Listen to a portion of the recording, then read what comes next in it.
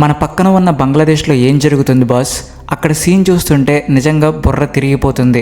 ఒకప్పుడు భారతదేశం అంటే ఎంతో ఫ్రెండ్లీగా ఉండే దేశం ఇప్పుడు ఉన్నట్టుండి ఎందుకు ఇలా రివర్స్ గేర్ వేసింది? ప్రస్తుతం అక్కడ సామాన్య ప్రజల పరిస్థితి చూస్తుంటే ముందు నుయ్యి వెనక గొయ్యి అన్నట్టు తయారైంది. తినడానికి తిండి దొరక్క జనాలు అల్లాడుతుంటే అక్కడి ప్రభుత్వం మాత్రం పాలిటిక్స్ ప్లే చేస్తుంది. విషయం ఏమిటి అంటే ఉన్నట్టుండి బంగ్లాదేశ్లోని యూనస్ గవర్నమెంట్ మన ఇండియన్ ఉల్లిపాయలని బ్యాన్ చేసింది. పోనీ అలా అని వాళ్ళు ఏమైనా సొంతగా పండించుకుంటున్నారా, లేదా వాళ్ళ దగ్గర ఏమైనా స్టాక్ ఉందా అంటే అది లేదు. కేవలం భారతదేశం మీద కోపంతో మన దగ్గర ఆపేసి పాకిస్తాన్, చైనా నుండి ఉల్లిపాయలను తెప్పించుకుంటున్నారు. దీనివల్ల మన రైతులకు కొంచెం లాస్ వచ్చినా అది మనం తట్టుకోగలం. కానీ ఇక్కడ అసలు సిసలైన దెబ్బ పడింది మాత్రం బంగ్లాదేశ్ పబ్లిక్కే. ఎందుకంటే మన దగ్గర చాలా రీజనబుల్ రేటుకి దొరికే ఉల్లిపాయలని ఇప్పుడు వాళ్ళు డబల్ త్రిబుల్ రేటు పెట్టి కొనుక్కోవాల్సిన పరిస్థితి వచ్చింది. నిజానికి బంగ్లాదేశ్, సౌదీ అరేబియా లాంటి దేశాలు ఎన్నో ఏళ్లుగా మన దగ్గర నుండే ఉల్లిపాయలు కొంటున్నాయి. మన క్వాలిటీ, మన టైమింగ్ అలాంటిది మరి. కానీ ఈసారి సీన్ పూర్తిగా రివర్స్ అయింది. ఇదంతా ఎందుకు జరుగుతుంది అంటే కేవలం యూనస్కి ఉన్న పర్సనల్ పగ, ఈగో ప్రాబ్లమ్స్ వల్లనే.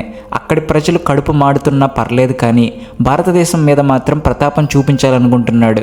అత్త మీద కోపం దొత్త మీద చూపించినట్టు భారతదేశం గవర్నమెంట్ మీద కోపాన్ని అమాయకపు ప్రజల మీద చూపిస్తున్నాడు.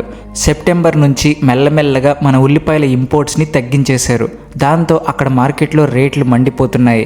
సరేలే, రేట్లు పెరిగాయి కదా, పబ్లిక్ రివోల్ట్ అవుతున్నారు కదా అని యూనస్ గారికి బుద్ధి వచ్చి మళ్ళీ భారతదేశం వైపు చూస్తారని జనాలు ఆశపడ్డారు.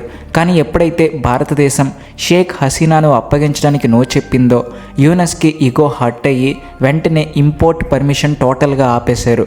ఇది పైకి చిన్న ఉల్లిపాయ సమస్యలా కనిపిస్తున్నా దీని వెనుక చాలా పెద్ద జియోపొలిటికల్ గేమ్ ఉంది. అదేంటో ఈరోజు ఈ వీడియోలో డీటెయిల్డ్గా చెప్పుకుందాం. అంతకంటే ముందు మీరు మా ఛానల్ సబ్స్క్రైబ్ చేసుకోకపోతే వెంటనే సబ్స్క్రైబ్ చేయండి. కామెంట్ సెక్షన్లో జై హింద్ అని రాయడం మర్చిపోకండి. భారతదేశం ప్రతి సంవత్సరం 5 నుంచి 7 లక్షల టన్నుల ఉల్లిపాయలని బంగ్లాదేశ్కి పంపిస్తూ ఉంది. అక్కడ సగం పాపులేషన్ మన తక్కువ ధర ఉల్లిపాయల మీదే డిపెండ్ అయ్యి బ్రతుకుతున్నారు. అంటే బంగ్లాదేశ్కి వచ్చే ఉల్లిపాయల్లో దాదాపు 42% మనవే. కానీ యూనస్ తన పొలిటికల్ మొండితనం వల్ల ఈ సప్లై చైన్ని కట్ చేసి తన సొంత ప్రజల నెత్తి మీదే పెద్ద బండరాయి వేశాడు. దీనివల్ల అక్కడ ఇన్ఫ్లేషన్ పిచ్చ పీక్స్కి వెళ్ళిపోయింది. పైకి మాత్రం మేము భారతదేశం మీద డిపెండ్ అవ్వం, మా కాళ్ళ మీద మేమే నిలబెడతాం, సెల్ఫ్ డిపెండెంట్ అవుతామని యూనస్ పెద్ద పెద్ద డైలాగులు కొడుతున్నారు. కానీ ఇక్కడ లాజిక్ మిస్ అయ్యారు. స్వయం సమృద్ధి కావాలి అనుకుంటే లోకల్గా ప్రొడక్షన్ పెంచాలి. కానీ భారతదేశంని బ్యాన్ చేసి పాకిస్తాన్, చైనా నుంచి ఎక్కువ రేటుకి కొనడం ఏంటి? ఇది ఏమైనా తెలివైన పనేనా? దున్నపోతు ఈనింది అంటే దూడని కట్టేయమన్నట్టు గుడ్డిగా నిర్ణయాలు తీసుకుంటే ఇలాగే ఉంటుంది. ఇది దేశం కోసం తీసుకున్న నిర్ణయం కాదు, కేవలం పగ తీర్చుకోవడానికి తీసుకున్న సిల్లీ డెసిషన్ అని జనాలు బహిరంగంగానే తిడుతున్నారు. బంగ్లాదేశ్ సామాన్య పౌరుడే దీనికి బలి అవుతున్నాడు. అక్కడి మార్కెట్లో సీన్ చూస్తే కళ్ళమ్మట నీళ్లు వస్తాయి. ఉల్లిపాయకు వస్తే నీళ్లు రావడం కామన్. కానీ అక్కడ రేటు వింటేనే జనాలు ఏడుస్తున్నారు. ఎప్పుడైతే మన ఉల్లిపాయలపై బ్యాన్ పడిందో ఇంటర్నేషనల్ సప్లయర్లు రేట్లు ఇష్టం వచ్చినట్టు పెంచేశారు. ఇప్పుడు వాళ్ళు China, Pakistan, Turkey, Myanmar, Egypt, ఆఖరికి అమెరికా, థాయిలాండ్, నెదర్లాండ్స్ నుంచి కూడా తెప్పించుకుంటున్నారు. కానీ వీళ్ళందరూ బంగ్లాదేశ్కి ఆ రేంజ్లో బాదుతున్నారు. రిజల్ట్ ఏంటి? సామాన్యుడి కిచెన్ బడ్జెట్ మొత్తం గాలిలో కలిసిపోయింది. భారతదేశం నుంచి డిస్టెన్స్ మెయింటైన్ చేస్తే బంగ్లాదేశ్ స్ట్రాంగ్ అవుతుందని యూనస్ అంటున్నారు. వాళ్ళ మంత్రులేమో మాకు భారతదేశం అవసరం లేదు, మాకు చాలా ఫ్రెండ్లీ కంట్రీస్ ఉన్నాయి అని స్టేట్మెంట్స్ ఇస్తున్నారు. అసలు వాళ్ళ బిహేవియర్ చూస్తుంటే నవ్వొస్తుంది. తాను పట్టిన కుందేలుకి 3 కాళ్ళు అన్నట్టు వాదిస్తున్నారు. ఇక్కడ అసలు ట్విస్ట్ ఏంటంటే పాకిస్తాన్, చైనా వాళ్ళే ఆర్థిక కష్టాల్లో ఉన్నారు. వాళ్ళు బంగ్లాదేశ్కి తక్కువ రేటుకి ఎన్నాళ్ళు సప్లై చేస్తారు? అదీ కాక పాకిస్తాన్లోనే తినడానికి తిండి లేదు. వాళ్ళు వీళ్ళకి సప్లై చేయడం అంటే గంజికి గతి లేదు కానీ మీసాలకి సంపంగి నూనె అన్నట్టుంది వ్యవహారం. వాళ్ళే అప్పుల్లో ఉన్నారు. ఇప్పుడు బంగ్లాదేశ్ని కూడా నిలువున ముంచేస్తారు. భారతదేశం ఉల్లిపాయలు బ్యాన్ చేయడం వల్ల మన రైతులకు టెంపరీగా చిన్న దెబ్బ తగిలి ఉండొచ్చు. కానీ మన క్వాలిటీ, తక్కువ రేటు వల్ల ప్రపంచం మొత్తం మన దగ్గరే రెగ్యులర్గా కొంటుంది. కానీ బంగ్లాదేశ్ పరిస్థితి చేతులు కాలేక ఆకులు పట్టుకున్నట్టయింది. మన దగ్గర రూపాయికి వచ్చేది ఇప్పుడు బయట 2-3 రూపాయలు పెట్టి కొంటున్నారు. ఇంకా కొన్ని నెలలు ఇలాగే కంటిన్యూ అయితే అక్కడ ఫుడ్ రేట్లు ఆకాశాన్ని తాకడం ఖాయం. చరిత్ర చూస్తే ఎవరైతే భారతదేశం సప్లై ఆపేశారో వాళ్ళే నష్టపోయారు. మీకు గుర్తుందా, అమెరికా ప్రెసిడెంట్ ట్రంప్ కూడా ఒకసారి మన మందులు ముఖ్యంగా హైడ్రోక్లోరోక్విన్ కొననని భీష్మించుకుని కూర్చున్నాడు.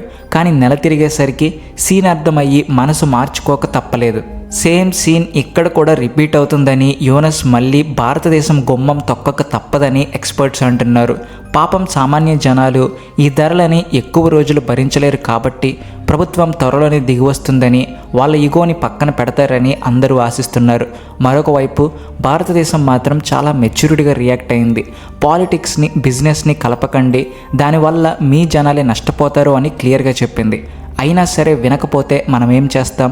రాబోయే రోజుల్లో యోనస్ మొండిగా ఉంటారా లేదా మార్కెట్ దెబ్బకి దిగి వస్తారా అనేది చూడాలి. దేశం కంటే పర్సనల్ గొడవలకే యోనస్ ఎక్కువ ప్రయారిటీ ఇస్తున్నారని బంగ్లాదేశ్ జనాలు ఇప్పుడు ఓపెన్గానే రోడ్ల మీద డిస్కస్ చేసుకుంటున్నారు. ఎందుకంటే మన ఉల్లిపాయలు చీప్ అండ్ బెస్ట్, కానీ ఇప్పుడు రేట్లు పెరిగి వాళ్ళ వంటింట్లో మంటలు పుడుతున్నాయి. భారతదేశం మాత్రం చాలా కూల్గా చూస్తుంది. కుక్క మొరిగితే కొండకి చేట అన్నట్టు వాళ్ళు బ్యాన్ చేసినంత మాత్రాన మనకేం నష్టం లేదు. ఎందుకంటే మన క్వాలిటీ, మన రేట్ ఎవ్వరూ మ్యాచ్ చేయలేరు. ఎప్పుడైతే బంగ్లాదేశ్ మళ్ళీ చర్చలకు వస్తుందో అప్పుడు మన చేతిలో చాలా ఆప్షన్స్ ఉంటాయి. అప్పుడు మన డిమాండ్స్ వేరేలా ఉంటాయి.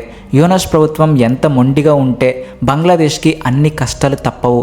నిత్యావసరాల రేట్లు పెరిగితే మార్కెట్ అస్థిరంగా మారిపోతుంది. అది నేరుగా కామన్ మ్యాన్ పాకెట్ మీద ఎఫెక్ట్ చూపిస్తుంది. అందుకే ఎకనామిస్టులు ఏమంటున్నారంటే భారతదేశం మీద డిపెండ్ అవ్వకూడదు అనుకుంటే ప్లాన్ ప్రకారం గ్రాడ్యువల్గా తగ్గించుకోవాలి.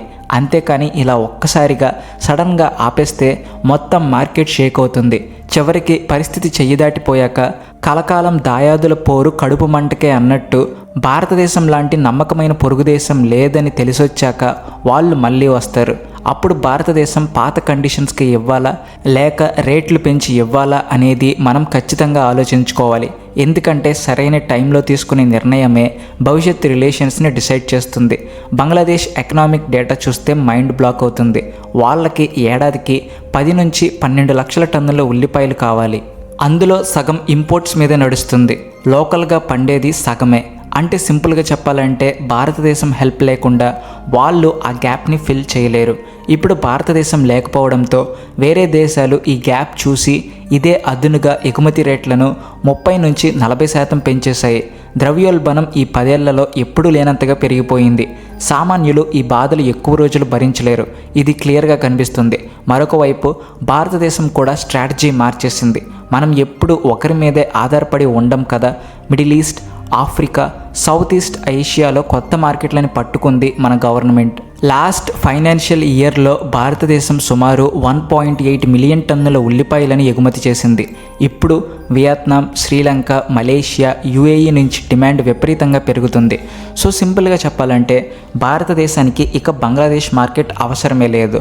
మన ఉల్లిపాయలకి ఇంటర్నేషనల్ మార్కెట్లో మంచి డిమాండ్ ఉంది. రైతులకు కూడా మంచి రేట్లు దొరుకుతున్నాయి.